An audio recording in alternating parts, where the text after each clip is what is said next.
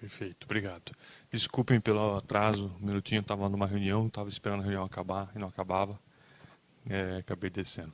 Então vamos lá para a nossa terceira aula, hoje focada em raios gama e como os telescópios de Lucherenkov funcionam. Começando do princípio físico fundamental, então nós vamos falar do efeito Cherenkov. Cherenkov às vezes vai aparecer de um jeito, às vezes de outro.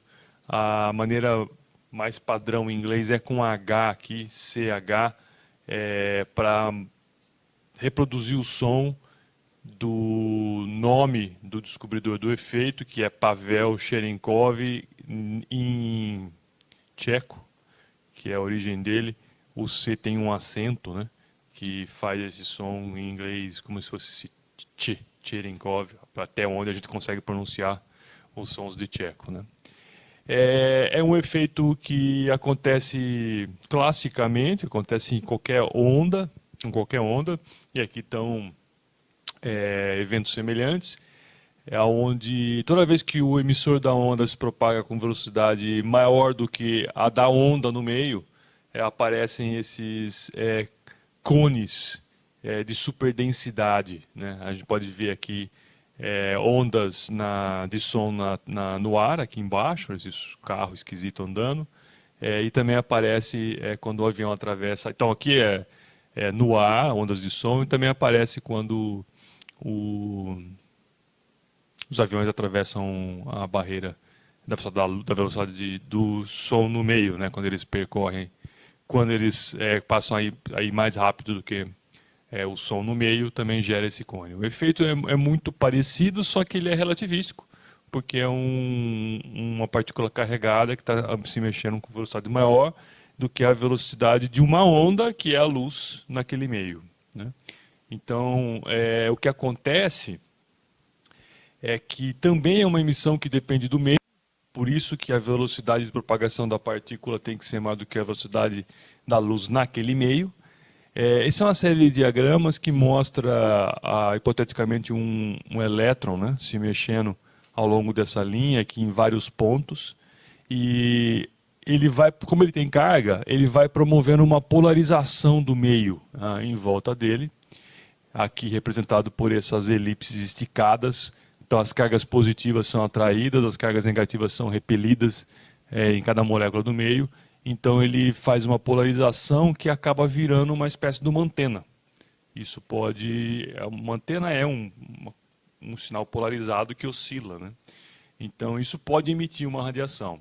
O que dá para mostrar é que se a velocidade desse elétron for baixa, não existe emissão, porque essa polarização ela é praticamente isotrópica, enquanto se a velocidade do elétron for bem alta, ele faz uma polarização que é um pouco distorcida, e aí leva à emissão de uma onda. Você pode até reproduzir isso usando aqueles pontos que eu coloquei no desenho anterior. Se você supõe que em cada um daqueles pontos, P1, P2, P3, P4, o emissor emite uma onda que se propaga com uma velocidade c, então supõe um elétron se mexendo com velocidade vt. Em cada ponto desse desenho aqui, 1, 2, 3, 4, 5, 6, ele vai emitir uma onda que se propaga com velocidade ct. Depois de um certo tempo, cada onda dessa vai ter propagado uma certa distância.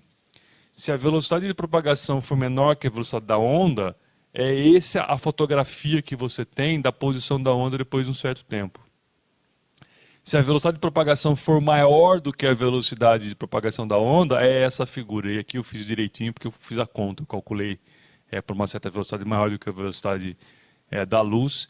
Então a diferença entre esse desenho de círculos e esse desenho de círculos é que tem um ponto aqui no qual tem uma concentração, né? Nós vamos ter uma espécie de uma colimação do efeito de emissão, que é exatamente a frente da onda desse cone. Você imagina essa partícula andando aqui, mas o desenho está feito só para alguns pontos, né? Imagina que você fizesse o desenho para todos os pontos.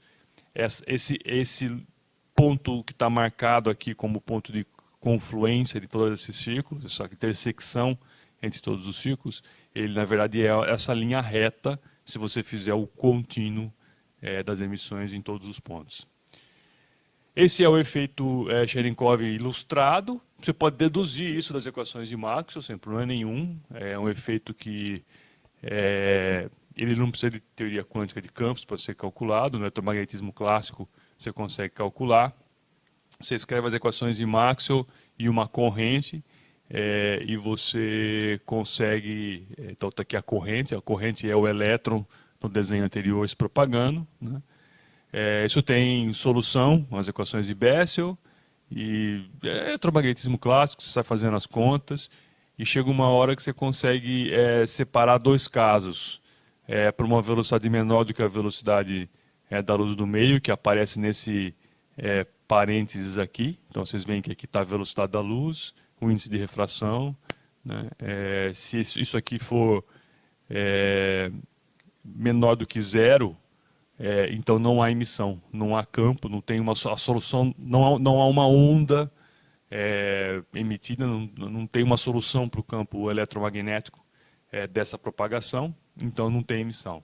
Agora, se a velocidade for maior do que a velocidade da luz no meio, então você consegue mostrar que tem um campo, está aqui o potencial vetor desse campo resolvido. E essa solução ela implica que existe uma relação entre o ângulo de propagação desse campo e o índice de refração e a velocidade, que é o famoso cosseno de θ 1 sobre beta n, que é o ângulo de abertura do cone Cherenkov. Então a partícula se propagando no meio, se ela tem velocidade maior do que a velocidade da luz no meio, ela gera uma frente de onda que é um cone, que tem essa abertura aqui, que é regido basicamente pela velocidade da partícula. No nosso caso, as partículas são sempre relativísticas, então a velocidade é altíssima, e pelo índice de refração do meio que ela está se propagando.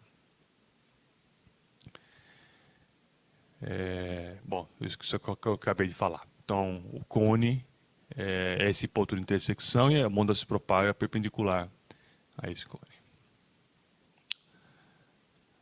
Dá para, das equações de Maxwell também, deduzir tudo o resto.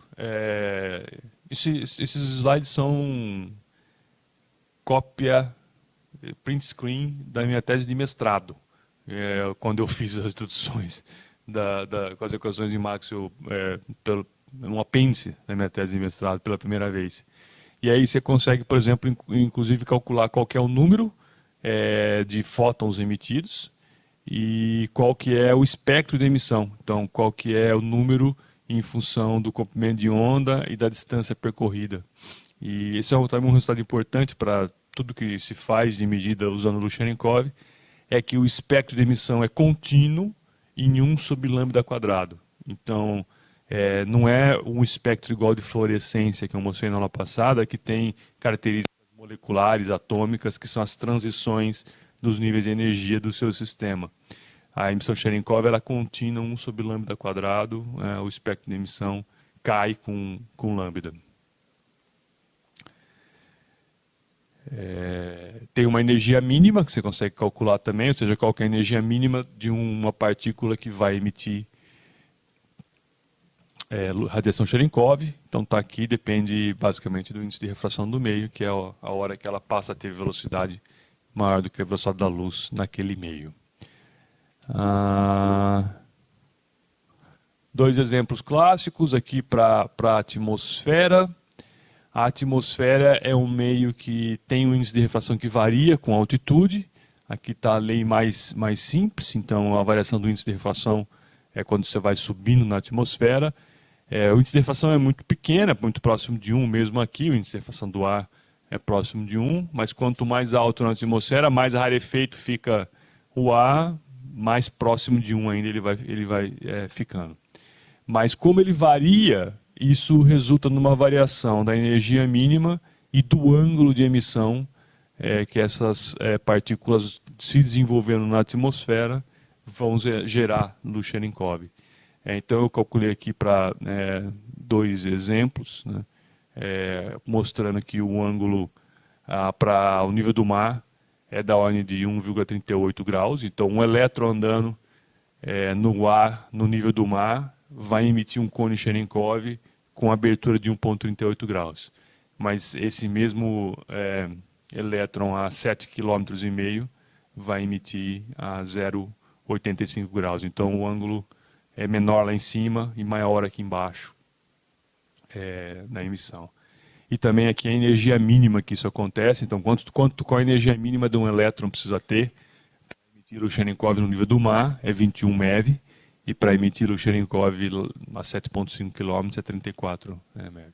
Tudo isso faz diferença quando a gente analisa o chuveiro, porque nós estamos falando de uma população muito grande de elétrons que está sendo produzido na atmosfera toda. Isso tem que ser levado em conta. Uma das questões que aparece logo nesse começo é se não tem nenhum problema com a relatividade, o fato de que esses elétrons, essas partículas têm velocidade maior do que a da luz. Não tem, porque a velocidade da luz no meio, né? Não sei se vocês já estudaram no Cherenkov. A relatividade põe um limite na velocidade da luz no vácuo, mas não no meio. Então, isso não tem problema nenhum com a relatividade. Esse argumento de que o ângulo de emissão vai variando com a altitude gera um perfil lateral de densidade de fótons num chuveiro que é muito característico dos telescópios que vão tentar medir essa radiação. Então, o ângulo lá em cima ele é menor. Os fótons emitidos lá em cima, eles vão descer num cone e vão fazer um borrão uma pegada, numa certa distância aqui embaixo. Os que são emitidos aqui mais embaixo, eles têm um ângulo de abertura maior. Então, eles vão ultrapassar um pouquinho a abertura dos que foram emitidos lá em cima. De qualquer forma, tem uma espécie de um ângulo máximo, né? Imagina isso aqui bem alto lá na atmosfera, onde tem a primeira interação de um raio gama ou de qualquer outra partícula. A máxima distância em que esse cone vai emitir luz no chão está pré-determinada por esse ângulo de abertura da emissão do Cherenkov. Para partículas que a gente costuma estudar com esses telescópios, que são partículas que têm energia de 10 a 12, 10 a 13 eletronvolt no máximo, essa distância máxima é da ordem de 150 metros. Então, se você considera uma emissão geométrica direitinho, igual representada por esses cones, não faz sentido. Você não vai medir nenhum evento, nenhum chuveiro a uma distância máxima de 150 metros. Porque se o chuveiro cair aqui, a pegada dele de fótons no chão não tem mais do que 150 metros de tamanho. Então você precisa ter um espaçamento entre telescópios, se você vai pensar num conjunto de telescópios, que tem no máximo 150 metros, senão você não vai conseguir medir o evento que cair ali dentro. Não é tão bem 150 metros assim, porque tanto os elétrons quanto os próprios fótons gerados nesse processo, eles são espalhados, né, pela interação eletromagnética na atmosfera. Do mesmo jeito que a luz do Sol é espalhada na atmosfera, esses fótons vão ser espalhados na atmosfera. Então, o que era um corte abrupto assim, acaba sendo uma queda meio lenta. Então, você consegue medir, sim, até quase 300 metros, você consegue medir, mas com intensidade muito menor do que você mediria mais próximo do eixo do telescópio. Então, aqui já aparece uma primeira diferença quando a gente vai estudar raios gama ou partículas de 10 a 12 eletronvolt, 10 a 13 eletronvolt, do que a gente falou ontem. O espaçamento dos tanques do Observatório Pierre-Roger, se vocês lembram, é 1,5 km entre eles. Porque o evento a energia é tão alta, 10 a 19, 10 a 20 eletronvolts, que a pegada de partículas que caem no chão é muitos quilômetros. Para essa energia e para essa técnica, a pegada que vai ser impressa no chão com fótons é da ordem de centenas de metros. Então, ordens de grandeza menor do que no caso anterior.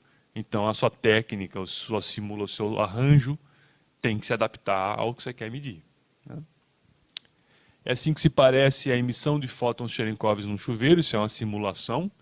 Então, entrou um raio gama lá, ele foi interagindo e cada elétron ou muons também, emitir radiação Cherenkov no chuveiro, é claro, gerado, produziu um certo número de fótons, e esse desenho é a posição em que um fóton foi emitido. Então aqui é a altitude, aqui é uma projeção XY, né? Olhando esse chuveiro. Então vocês veem que tem uma emissão ao longo do chuveiro inteiro, né? Você consegue mapear bem ele.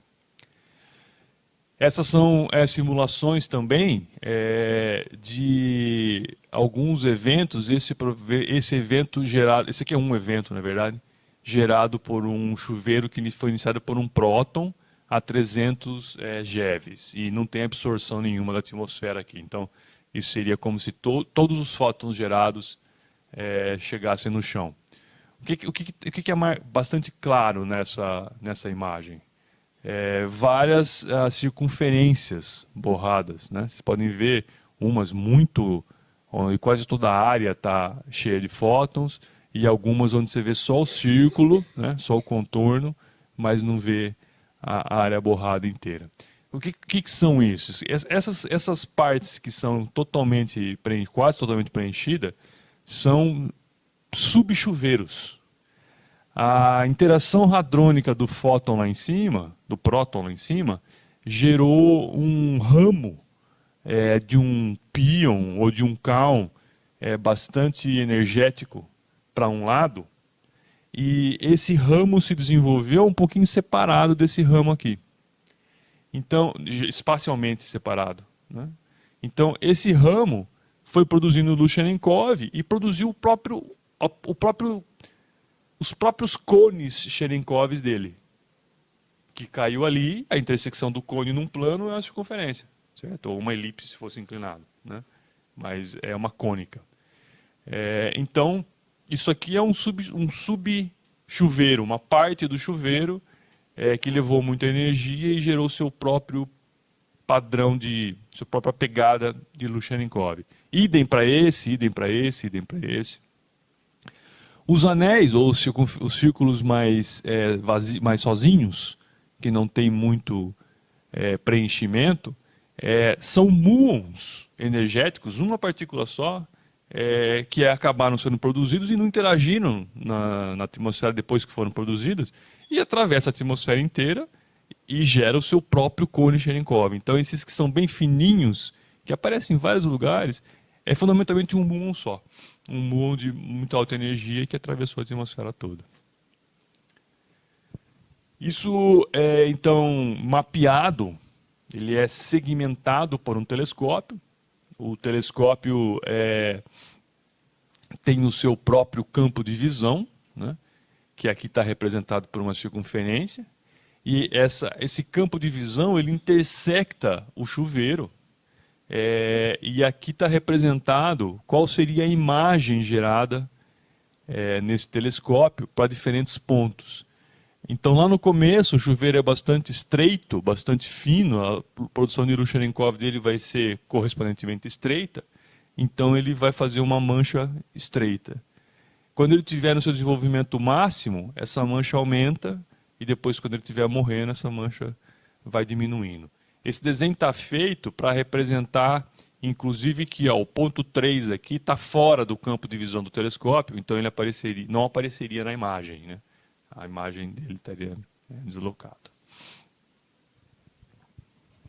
Como eu já mostrei ontem, esse foi o primeiro telescópio de luz Cherenkov a entrar em funcionamento. Mostrou que a técnica podia ser usada para medir esses eventos, né? Então é uma câmera bem pequena, eu não lembro exatamente o número, mas é uma câmera pequena, mas em um espelho bem grande de coletor. Ele tinha uma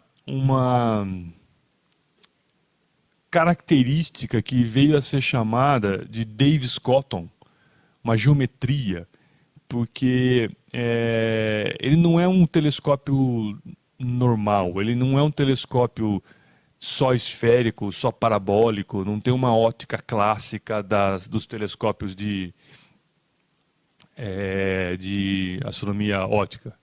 Ele tem uma ótica toda esquisita, que ele tem uma distância focal como um todo de 7,3 metros, mas cada espelho, cada um desses espelhos segmentados tem um raio ligeiramente diferente. Ele é feito para maximizar a intensidade de luz que vai estar dentro de um pixel só aqui na câmara de fotoaplicadoras. São 331, eu vi aqui agora. Ele tem um campo de visão de 4 graus. E esse arranjo, ele era muito usado, esse arranjo de Dave Scott, ele era muito usado para coletores de luz para fazer energia solar. Até hoje, às vezes, ainda é usado. Telescópios que são foca a luz em água, num sistema de água, ele evapora a água muito rápido, e aí o vapor da água gera energia elétrica movendo uma turbina, né, basicamente. Então ele tem essa propriedade.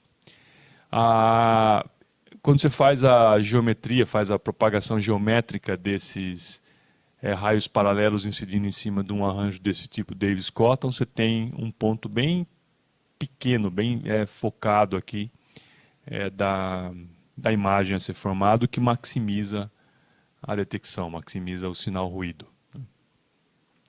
Essa é uma simulação de como um evento aparece. Vocês veem que aquela representação do desenho de uma elipse, ela não é tão perfeita assim. É claro que tem algumas assimetrias, aqui no começo é diferente lá no final, mas ainda assim dá para a gente ver uma espécie de uma elipse aí nos pixels que dispararam o sinal. Então cada ponto desse, ele é um pixel, cada ponto desse representa uma direção no céu, né? O telescópio transforma pontos num plano, que é esse plano de detecção, em direções no céu. Então cada pixel desse está apontando para uma direção diferente do céu, captando a imagem.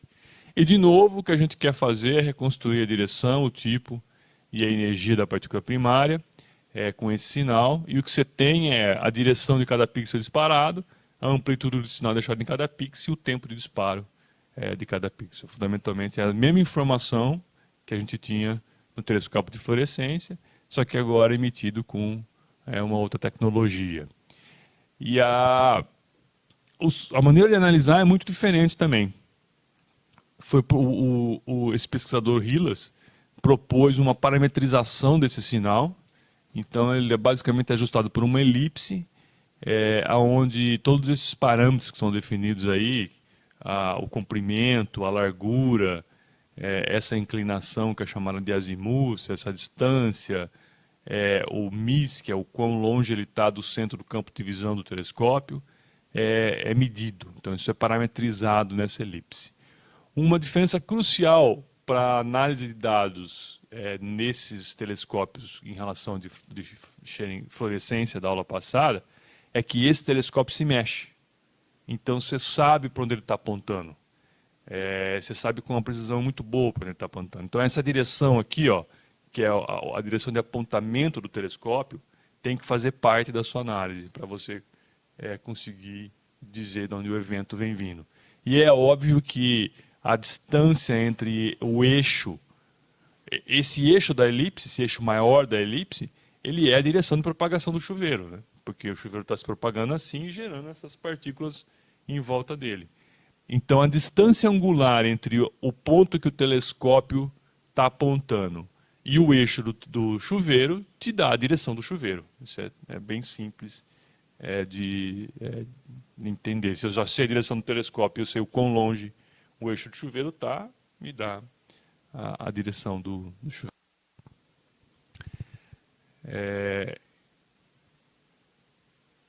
É isso que eu acabei de falar. E aí o que você pode fazer é combinar diferentes telescópios. Então você tem uma elipse, imagina que nesse caso um arranjo com 7 telescópios. Você tem uma elipse dessa em cada um deles. Esse evento que caiu aqui disparou 5 telescópios desses 7. Então, quando você faz a intersecção dos telescópios em suas posições, é muito fácil de entender que esse chuveiro caiu aqui, ou seja, tem uma reconstrução muito geométrica.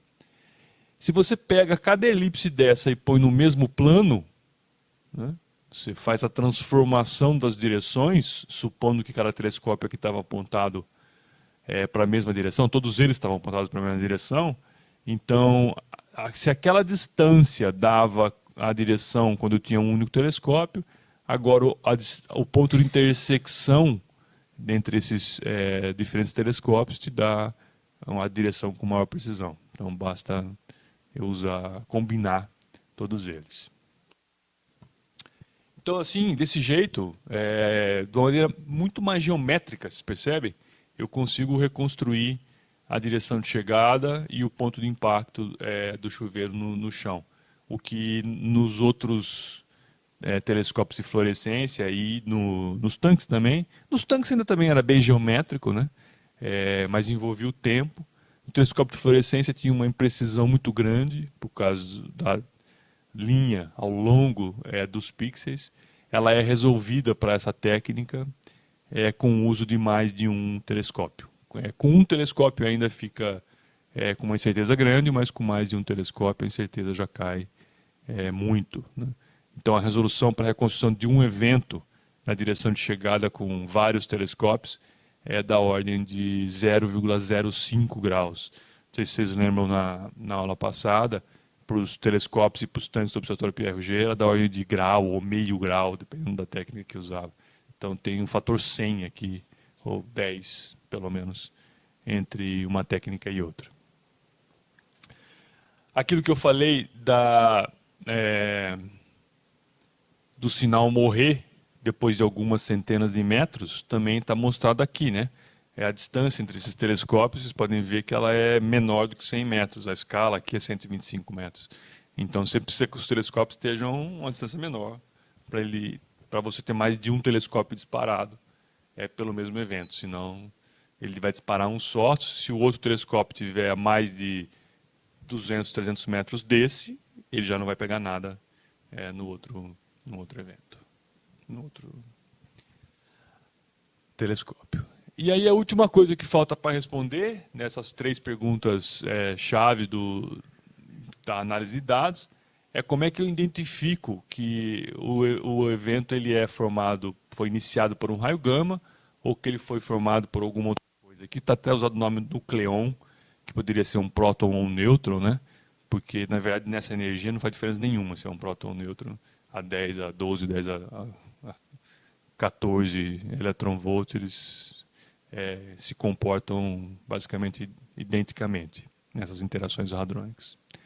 E essa simulação já entrega, né? Ó, essa é uma simulação dos fótons Cherenkov produzidos pelas partículas, elétrons e muons que foram gerados num chuveiro de raio gama e num chuveiro gerado por um próton, digamos, um nucleon qualquer. Pelo olho dá para ver já, né? É o que apareceu naquelas circunferências anteriores. Ó. Esse chuveiro aqui, essa imagem, ela é uniforme, ela é mais assim, ela não tem irregularidades, ela não tem pedaços perdidos. Tem um pouquinho, né? Tem um aqui, ó. Mas ela é bem comportadinha. Agora, essa aqui, ó, tem jato, tem raio saindo forte para tudo quanto é lado, né? Essas coisas saindo para tudo quanto é lado, elas são os resultados das interações hadrônicas que têm momento transverso, né? As interações hadrônicas têm um momento transverso maior do que as interações eletromagnéticas. Então aqui, a maior parte das interações são todas forward, exceto algum pouco espalhamento. Aqui não. Cada interação tem um momento transverso grande e espirra um pedaço, né, ou espirra um conjunto de partículas para a direção lateral em relação à propagação da partícula inicial. Então essa figura ela é mais irregular do que essa aqui. Isso se reflete na imagem que o telescópio vai fazer. Essa figura aqui ela vai ser mais parecida com uma elipse e essa aqui ela vai ser toda distorcida, ela não vai ter uma imagem regular. É isso que a análise de dados procura. A análise de dados faz um reconhecimento de padrão, basicamente, dessa imagem e dessa imagem, Se ela é um padrão elíptico bem comportado, parecido com o que as simulações mostram, você vai identificar como gama. Se ela tem um padrão distorcido, você vai identificar como sendo de qualquer outra coisa que não seja gama. E como aqui o objetivo é estudar raios gama, a maioria desses telescópios são feitos com o objetivo primário de estudar raio gama, a linguagem inclusive muda. Não se fala muito em composição, mas se fala em Gamma Hadron Separation. Essa é a linguagem que são usados. O que você quer aqui é fazer uma seleção pura de raio gama. Quanto mais pura, melhor. Mesmo que você tenha que jogar fora alguns gama, não tem problema, porque você vai medir um monte mesmo. Você quer que você tenha certeza que não tem ali dentro nenhum raio cósmico, nenhuma partícula carregada que vai ser detectada. O fluxo de raios gama, quando você quer medir, você quer apontar para uma fonte e medir aquela fonte de raio gama, porque ele não foi desviado no caminho da fonte até a Terra. Os raios cósmicos, as partículas carregadas, têm um fluxo isotrópico. Então, quando você aponta para uma fonte, para medir os raios gama dela, você tem um fluxo de raios gama vindo daquela fonte, e você vai medir um fluxo de raios cósmicos chegando de todas as outras direções, junto com a sua medida. Né? E o que você quer com esse Gamma Hadron Separation é eliminar a maior parte de raio cósmico, de partículas carregadas da sua amostra, e ficar só com uma amostra pura de raio gama, para poder fazer o espectro, o mapa da sua fonte, como desejado. Aqui estão outros exemplos de como é que a imagem de um raio gama ela fica mais uniforme, a imagem de um próton fica mais distorcida. E a sorte grande é como mostrou aquele outro figura, aquela outra figura em que eu mostrava o chão, né, e mostrava esses anéis, mostrava esses passando no chão, era o chão. A sorte grande é quando um muon passa muito perto do telescópio.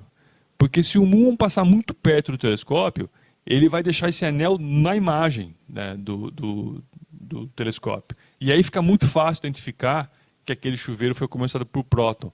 Porque chuveiros iniciados por raio gama praticamente não tem muon. É muito raro que tenha um muon num chuveiro iniciado por raio gama. Então, se tem muon, você descarta, porque ele foi provavelmente gerado por alguma coisa que não é raio gama.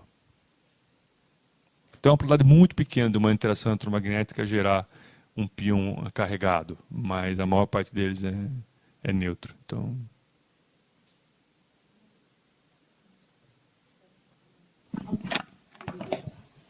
Micro.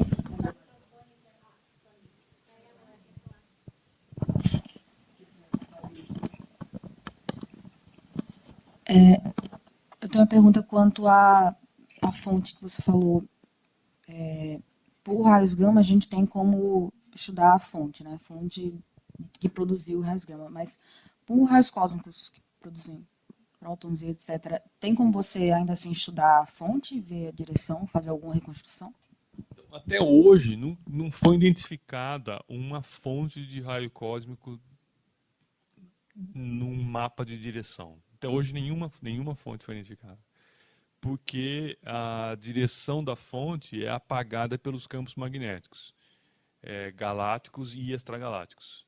Então, mesmo que se a fonte for próxima, o campo magnético da galáxia é capaz de apagar a direção da fonte. Quando ela é muito longe, o campo magnético é menos intenso, mas mesmo assim é capaz de borrar bastante. Nós temos, eu vou mostrar na aula de amanhã, nós temos alguns mapas do céu de raios cósmicos que mostram alguns excessos aqui e acolá, assim, mas eles não têm significância muito alta, não tem correlação. Tem alguns padrões, mas nada que a gente possa dizer que identificou uma fonte com 5 sigma. Até hoje não tem como. Mas estamos na luta. Outras imagens bonitas que mostram esses anéis. Então, aqui um evento gerado por raio gama, totalmente uniforme, né? Uma distribuição bem homogênea. E aí depois iniciado por um próton ou um núcleo de ferro. E aí você vê esses anéis, esses círculos que são usados para identificar um em relação ao outro. Aqui tem um filminho de uma simulação do telescópio Veritas que mostra um muon atravessando a câmera. Então, quando a gente mostra a imagem fixa, a gente perde a noção de tempo também, né? É por isso que eu gosto desse filminho, porque você vê que esse anel vai se construindo, ou seja, o muon está se propagando no tempo, né? Os primeiros fótons que ele gerou lá em cima começam a chegar, depois começam a chegar os outros que ele gera mais para baixo, e isso vai passando pelo telescópio. Aqui um chuveiro iniciado por um próton, então você já começa a acender uns pixels, ó, mas vocês percebem que não formam uma coisa muito regular, fica sempre um padrão esquisito. Parece que vai formar um anel, mas não formou. Depois forma um borrão aqui, né? Então é uma coisa bem fácil, até no olho, de distinguir em relação ao que vai ser um raio gama. Agora que vocês vão ver como é que é mais uniforme.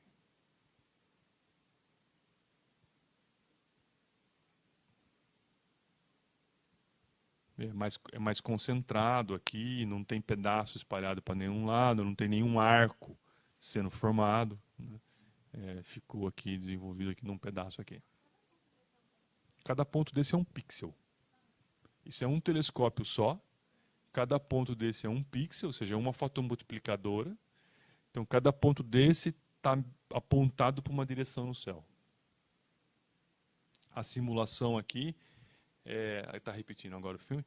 Então, eu fiz uma simulação de um chuveiro caindo, né, gerando luz Cherenkov. Essa luz foi simulada sendo a propagação dela até o telescópio, refletida no espelho e caindo na fotomultiplicadora. Então é a simulação completa da produção até a detecção, né, da imagem. Então isso é a imagem que vai ser analisada para dizer tudo, né? A direção, dizer se isso é um raio gama, se não é. Quando a gente mostra a imagem só fixa, sem tempo, né? Você tá somando a intensidade no tempo. Então, é a intensidade em cada pixel somada, integrada em todo o intervalo de tempo que você fez a medida. Bom, e aí, esse aqui é um gráfico original lá da proposta do Hillas.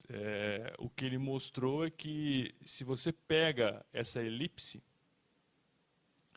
e parametriza ela toda, né? Então, se você pega a imagem, ajusta e parametriza, a distribuição desses parâmetros para um chuveiro iniciado por oxigênio, que é a linha, e iniciado por gama, que é o preenchido, é muito diferente.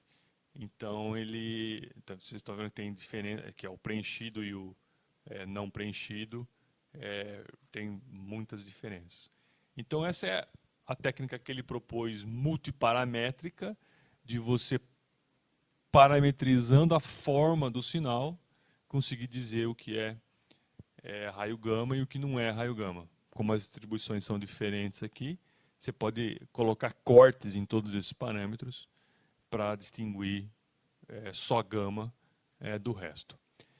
Antigamente isso era feito assim mesmo, você colocava cortes. Então você dizia, eu quero só os eventos que têm o IDIS menor do que 0,2, que tem lens menor do que 0,4, que tem MIS menor do que 0,2, que tem FRAC 2 maior do que 0,8, que tem distance maior do que não sei o que. Tem...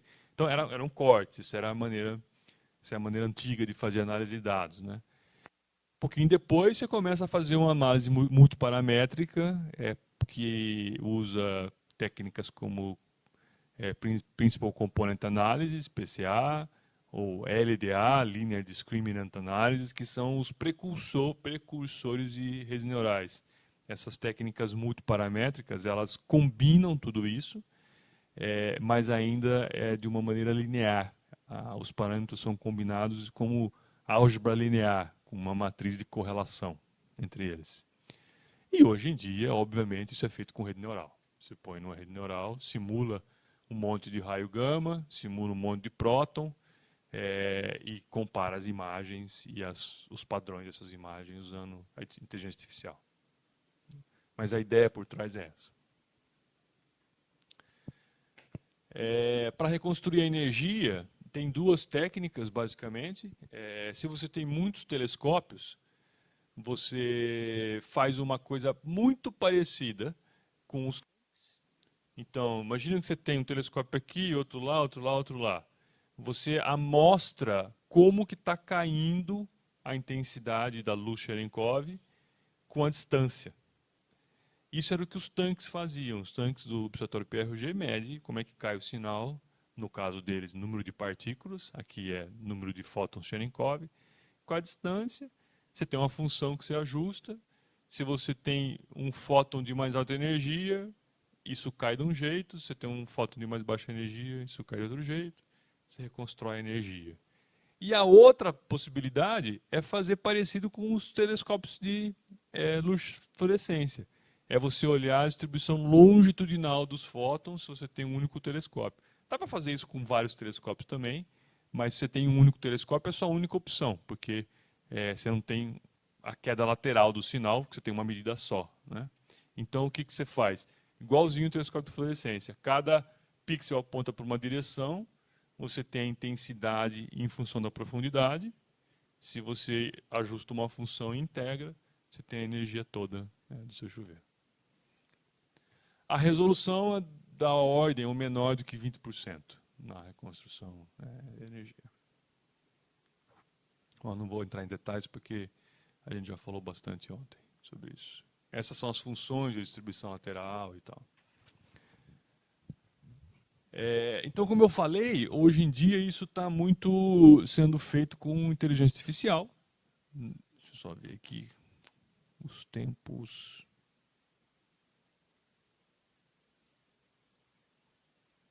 Quanto tempo eu tenho e quanto... Tá. Eu vou falar depois sobre isso. Depois do Whipple, que foi aquele telescópio originário, que mostrou que a técnica funcionava, isso na década de 90, mais ou menos, começaram-se as colaborações em diferentes partes do mundo para construir conjuntos de telescópios Cherenkov. Então, uma se formou nos Estados Unidos, que foi a origem dessa colaboração Veritas, que construiu 4 telescópios no Arizona. E estão funcionando até hoje. Telescópio de tamanho intermediário, médio. Depois, outra colaboração europeia, fundamentalmente europeia, propôs a construção de um outro conjunto de telescópios, podemos dizer assim, porque são 2, em La Palma, que chama MAGIC. Esses aqui, telescópios bem grandes, telescópios de 21 metros. Esse aqui de 10, esse de 21. E depois uma outra colaboração, também europeia, propôs a construção do RES, que tinha 4, passou a ter 5, já juntando as duas coisas. 4 de tamanho médio e 1 de tamanho grande, bem grande. Então, médio estamos falando sempre entre 10, 12 metros, e grande estamos falando para cima de 20 metros de espelho. Né? Na Namíbia, aqui. E o Kangaroo foi um experimento que funcionou menos, uma colaboração australiana, funcionou por pouco tempo, mas também foi importante, tinha 4 telescópios, se eu não me engano, aqui na Austrália.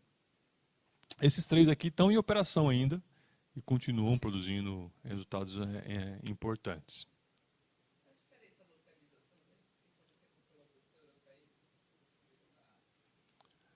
Dois motivos, eu acho. Um, geopolítico, a Namíbia é ex-colônia alemã, né?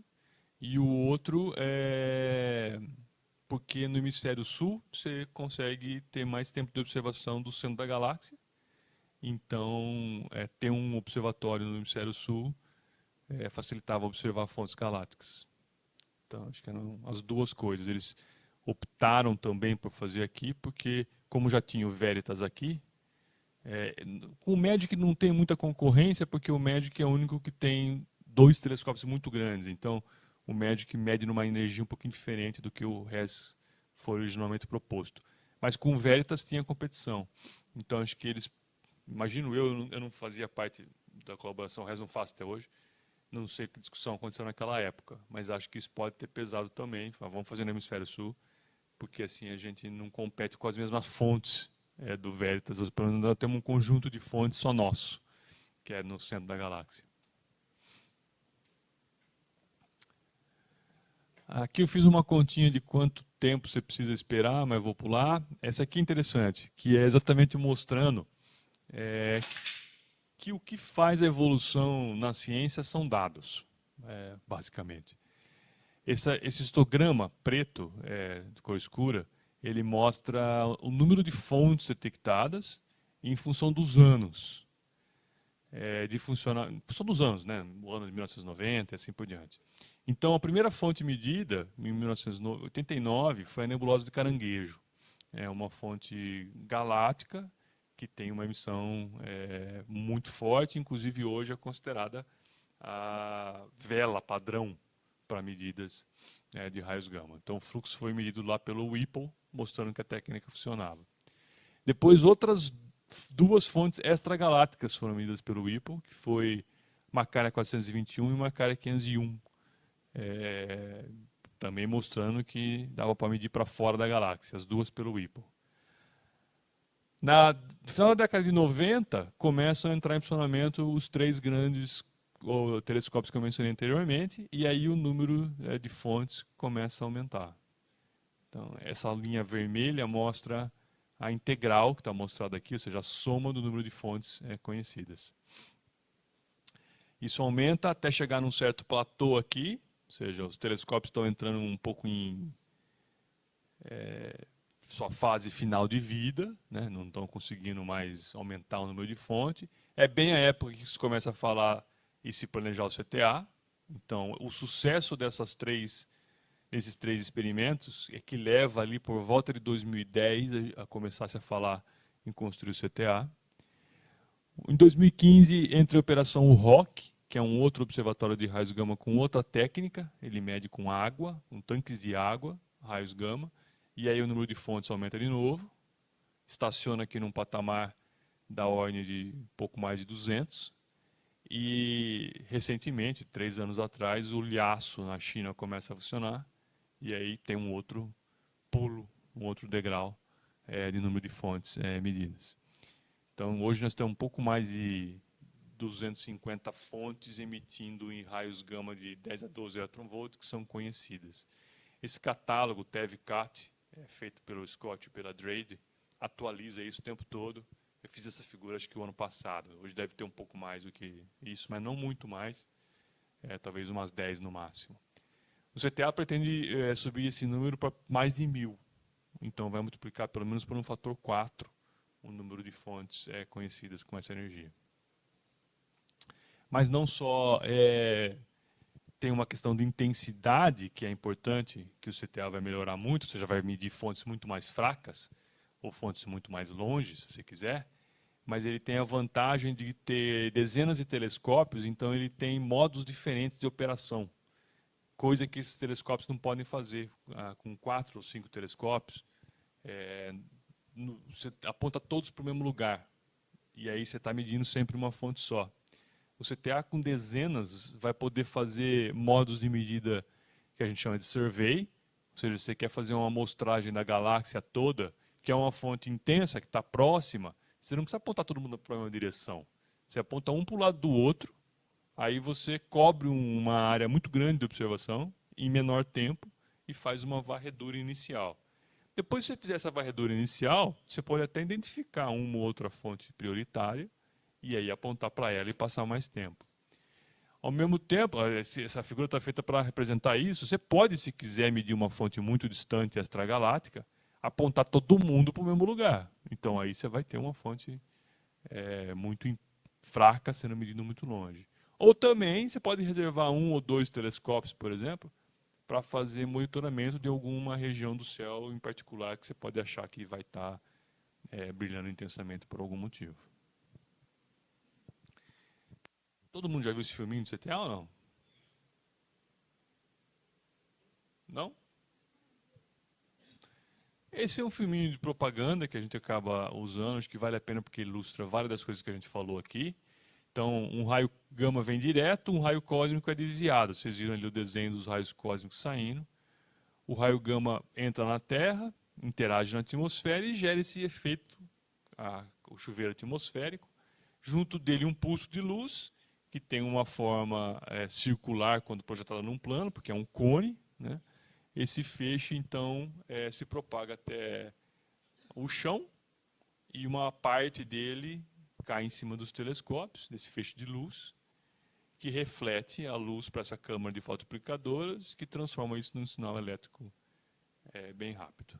Então o CTA vai juntar dezenas dessas imagens, essa forma relativamente elíptica, para fazer a reconstrução da direção, do tipo e da energia da partícula que chegou ali. Então esse filminho vai mostrar essa ideia de reconstrução dos eventos juntando tudo isso. São 3 tipos de telescópio, esse grandão, tem 4 em operação nas Ilhas Canárias já, de 23 metros de diâmetro, algumas dezenas, 23 provavelmente, de tamanho médio, que é o telescópio que esse aí, que é o telescópio que a gente está construindo aqui no Brasil, uma parte dele, uma boa parte dele é feita aqui, foi projetado e vai ser feito aqui no Brasil. E depois algumas dezenas, provavelmente 60, dos pequenos, que são esses aí, um telescópio de 4 metros, com uma geometria bem diferente dos outros. 2 sítios, em La Palma e no Chile, também para ter observatórios em 2 sítios, ou seja, no hemisfério norte e no hemisfério sul, olhando para as regiões do céu visíveis lá e aqui. Aqui no Chile, no deserto do Atacama, os sítios astronômicos mais perfeitos que existem, super seco, um platô bem plano para colocar todos os telescópios. E em La Palma vão ter menos telescópios e a região é montanhosa. Vocês viram ali naquele filminho que é bom para observar, não porque não tem nuvens, mas porque o telescópio está para cima das nuvens. Então você vê uma cobertura, é uma ilha, né? Tem muita umidade, mas a umidade fica para baixo do telescópio, então não afeta, não tem cobertura de nuvens para cima, de onde você vai olhar. As características gerais, então o CTA ele vai aumentar a sensitividade, ou seja, ele vai medir intensidades 10 vezes mais fracas do que os telescópios em funcionamento, ele vai aumentar o intervalo de energia. Hoje não tem nenhum observatório de raios gama que mede uma abrangência tão grande de energia. Então, por exemplo, o MAGIC consegue chegar a 100, 300 GeV, dependendo da análise. O Veritas consegue chegar a 20 TeV, talvez, mas nenhum deles faz sozinho essa cobertura, e o CTA não só vai fazer o que já existe, mas vai aumentar relativamente para baixo e para cima, é o que eles estão medindo até hoje. Vai aumentar o campo de visão, ou seja, vai conseguir observar uma quantidade muito maior do céu, porque tem muitos mais telescópios. Vai aumentar a resolução angular, para alguma coisa como entre 1 e 3 arco-minutos, e uma flexibilidade de operação que eu já expliquei. Então, esses são os telescópios de tamanhos diferentes. Esse aqui é o primeiro telescópio de tamanho grande, que já está produzindo dados e paper para o CTA. Os outros 3 vão ser inaugurados até o meio do ano que vem. Os outros 3 de tamanho grande que vai ter no hemisfério norte já estão quase prontos e vão ser inaugurados até o meio do ano que vem.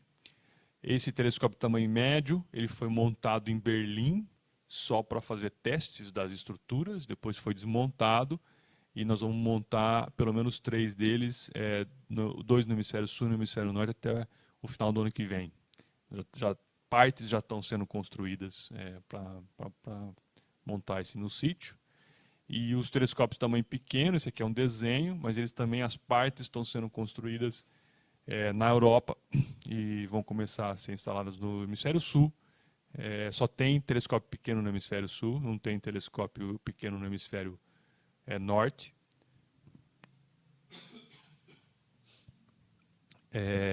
Também no ano que vem devem começar a aparecer telescópios pequenos.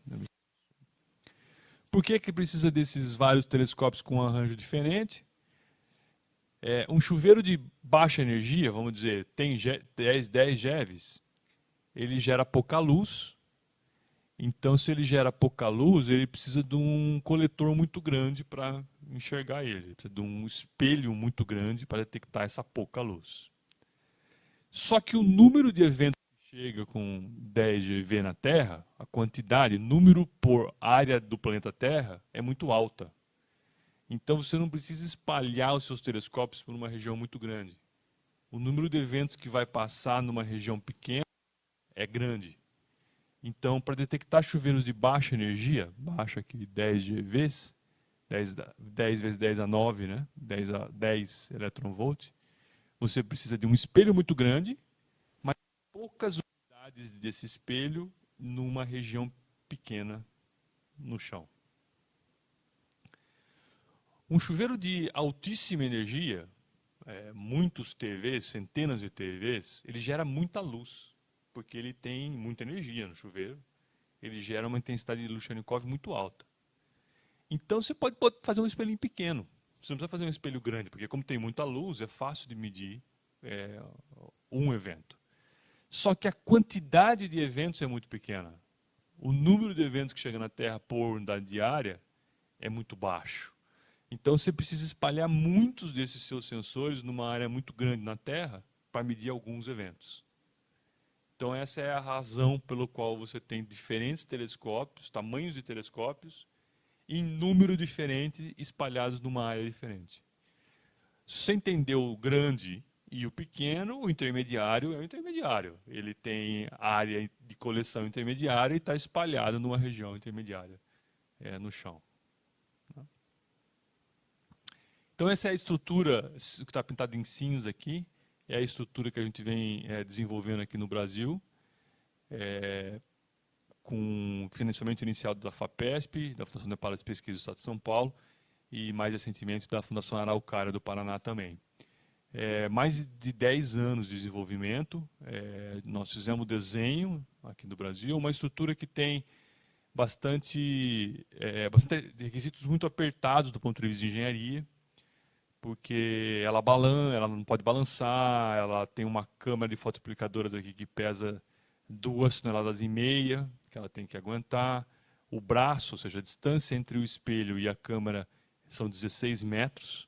Então você imagina 2,5 toneladas com um braço de 16 metros, e isso não pode ficar balançando, o telescópio mexe, né? Não pode ficar arcando com vento, não pode fazer uma sombra muito grande no espelho, porque se fizer uma sombra muito grande no espelho, você mata o seu próprio telescópio. Então, tem todo um conjunto de requisitos no desenvolvimento que a gente vem fazendo nesses últimos 10 anos. Nós já construímos 2 protótipos que foram enviados. Aqui está a construção de uma parte, da menor parte. Esse soldador está soldando aqui a ponta menor aqui, ó, dessa estrutura. Para vocês terem uma ideia do tamanho desse negócio. Essa parte feita em alumínio. A gente já entregou esses 2 protótipos, foi aprovado, e agora estamos construindo outras, possivelmente 10 estruturas dessa para os telescópios, que é o que a gente tem financiamento agora, e depois vamos procurar financiamento para fazer as outras que faltam. Quando a gente começou a desenvolver, a gente sabia que a câmera tinha que ser posicionada com uma precisão milimétrica. E a gente queria comprar um dispositivo para posicionar essa câmera. Depois de muito procurar, a gente descobriu que não tinha no mercado um dispositivo para posicionar alguma coisa que pesa tonelada com precisão milimétrica. Então a gente acabou desenvolvendo um sisteminha com uma junção de materiais, molinhas, sensores e tal, que consegue fazer isso.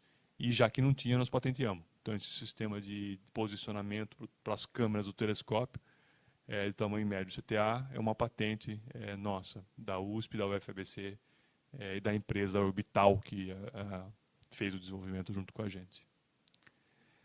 Esse é o telescópio. Isso tudo é transportado, o projeto inclui isso. Cada tubo desse, isso aqui são vários tubos, de tamanho maior do que esse aqui. Cada tubo desse não pode ter um tamanho maior do que um container, porque tudo é desmontado, tudo um parafuso, porque também não pode ter solda no sítio. Sítio, imagina lá no Chile, aquele monte de areia, você vai soldar lá, levar um soldador especialista para soldar lá, não. Então você solda tudo na empresa aqui, aí você desmonta, A gente monta aqui no Brasil, monta aqui para ver se está tudo certo, desmonta, põe num container e manda para lá. Então cada pedaço não pode ser maior do que um container. Muito difícil, porque isso tudo é muito rígido. A maior parte é aço, tem parte sem alumínio e cobre, mas não tem nada que quebra fácil assim. Ah, não, sim, a fotomultiplicadora aqui é um pouco mais sensível, mas mesmo assim dá para transportar. Isso também é um projeto que mostra assim, né? Nosso objetivo aqui é fazer astrofísica. Eu sou astrofísico, eu quero descobrir a fonte da matéria escura, eu quero descobrir por que raio gama é acelerado a 10 a 12 electronvolt. Mas ter a possibilidade de desenvolver um projeto que a maior parte do recurso, uma boa parte do recurso, vai para envolver a indústria e garantir empregos de engenheiros, soldadores, da indústria nacional, é uma espécie de um alívio que eu tenho, que me faz eu dormir tranquilo, por gastar uma fortuna dessa para construir algo que tem um retorno científico que pode ser muito demorado, que pode não ter uma conversão para o bem social imediato, né? Mas pelo menos a maior parte do dinheiro que nós estamos gastando é com o salário de gente, de trabalhador que está lá, é, sendo qualificado para trabalhar num projeto muito exigente, né, e ao mesmo tempo tendo um salário garantido. Queria mostrar rapidinho um pouco do que nós estamos trabalhando. Isso aqui é um ex-aluno meu de doutorado que estava fazendo aquilo que eu mencionei, de que hoje a análise desses padrões das imagens são todas feitas com redes neurais, né? Então aqui não dá para ver muito bem, mas tem uma imagem aqui que é a junção de vários telescópios. Cada borrão desse é um telescópio que ele simulou para o CTA já. E aí ele desenvolveu uma rede neural dessas malucas que tem sei lá quantas camadas, que tem não sei que arquitetura, para tentar identificar se isso era um raio gama ou não. Nesse caso aqui, e isso tem toda uma geometria que a gente precisa levar em conta. Cada telescópio olha uma parte diferente do céu. A gente foi montando essa imagem de uma maneira inteligente e depois que ele passou pela rede neural dele, então essa figura se chama Ironess aqui, é tipo o quão parecido com ferro é um evento. O quanto mais menor for esse número, quanto mais perto de zero, significa que ele é mais perto com gama. Quanto mais perto de 1, significa que ele é mais perto de outras coisas que não gama. Então a gente conseguiu alguma separação, dependendo do caso, entre raio gama e outras partículas, quando ele fez a simulação e usou rede neural. Deixei umas referências no final aqui, mas era isso. Obrigado.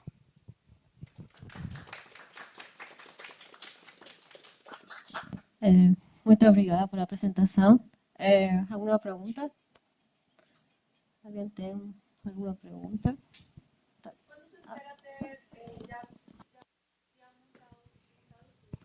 Ninguém sabe responder essa pergunta, para ser sincero para você. Agora eu tenho bastante confiança de que o ano que vem vão ter muitos telescópios. Então até agora nem isso eu tinha muita confiança para falar. Por que agora? Porque, bom, um já está funcionando, os outros 3 já estão acabando. Pelo menos os outros 5 já foram compradas partes. Então a câmera já está sendo montada. Então, da ordem de 10 telescópios, o ano que vem vai estar funcionando. Agora, os 60 e tanto funcionando vai depender de muita coisa. Se tudo for bem, em 3 anos você constrói tudo. No máximo, em 3 anos você constrói tudo. Se tiver dinheiro fluindo, se não tiver nenhuma surpresa no caminho, se não tiver nenhuma guerra, nenhuma briga tarifária no mundo, por exemplo, que o imposto aumenta de uma hora para outra, em 3 anos você constrói. Mas isso tudo eu falei em tom de piada, mas é fundamental para um negócio desse, porque as partes desse negócio são construídas no mundo inteiro, com matéria-prima do mundo inteiro, então com serviço de pessoas do mundo inteiro. Isso que está acontecendo agora de guerra e guerra de armas, né, na Ucrânia, por exemplo, logo que começou, o preço de material subiu muito. A hora que começa essas guerras tarifárias com a China, por exemplo, o eletrônico dispara, esse tipo de eletrônico dispara. Então, muito, o preço do aço disparou. Então, é muito difícil, no cenário internacional atual, fazer um projeto internacional desse que partes vêm de pelo menos 15 países diferentes do mundo, é difícil prever.